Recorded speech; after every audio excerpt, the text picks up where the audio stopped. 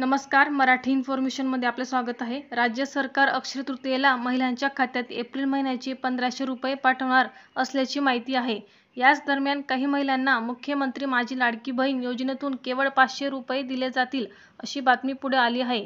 आता हे नेमके 500 रुपये 1500 ऐवजी 500 रुपये कोणत्या लाडकी बहिणींना मिळणार आहेत ते स्वतः आदितीताई तटकरे यांनी स्पष्ट सांगितलं आहे। हा व्हिडिओ तुम्ही नक्की शेवटपर्यंत बघा। तुम्ही चॅनलवर पहिल्यांदा आले असाल तर चॅनलला सबस्क्राइब करून ठेवा, कारण असेच महत्त्वाचे व्हिडिओ तुम्हाला मिळत असतात। तो त्यांना महिना संपायच्या आधी लाभार्थी ज्या लाडक्या बहिणीच्या आहेत त्यांना प्राप्त होईल। 2.5 लाखाच्या संदर्भात चर्चा 2.5 लाखाच्या आतल्या 2.5 लाखाचं ज्यांचं उत्पादन आहे अशा महिलांनाच भेटणारी योजना असं काही सुरू आहे का?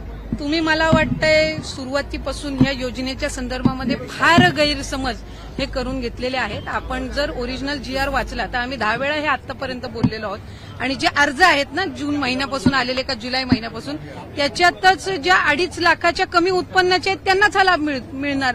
म्हणजे हे काही नव्याने काढलेलं नाहीये। मला वाटतं तुम्हाला माहितीचा अभाव त्याच्यामध्ये असावा म्हणून हा आपण गैरसमज करण्याचा प्रयत्न करत असाल। 2.5 लाखाच्या कमी उत्पन्न असणाऱ्या महिलांना सुरुवातीपासून या योजनेचा जर आपण ओरिजिनल GR वाचला तर आपल्याला लक्षात येईल।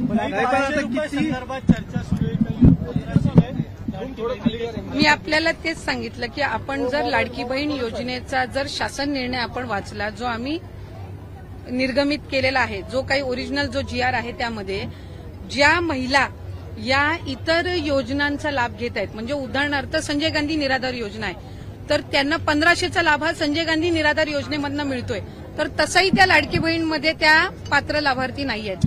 ज्या महिला या नमो शेतकरी योजनेतनं लाभ घेत आहेत त्यांना 1000 रुपये नमो शेतकरीतून मिळत आहेत।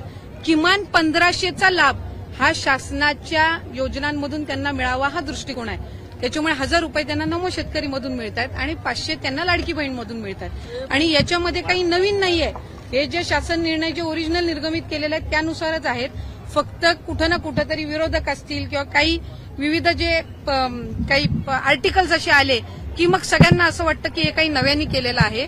साधारणपणे 2,47,00,000 लाभार्थी आहेत आणि ऑक्टोबर महिन्यामध्ये ज्या वेळेला आम्ही शेवटचा लाभ दिला होता त्यावेळेला 2,33,00,000 महिला होत्या।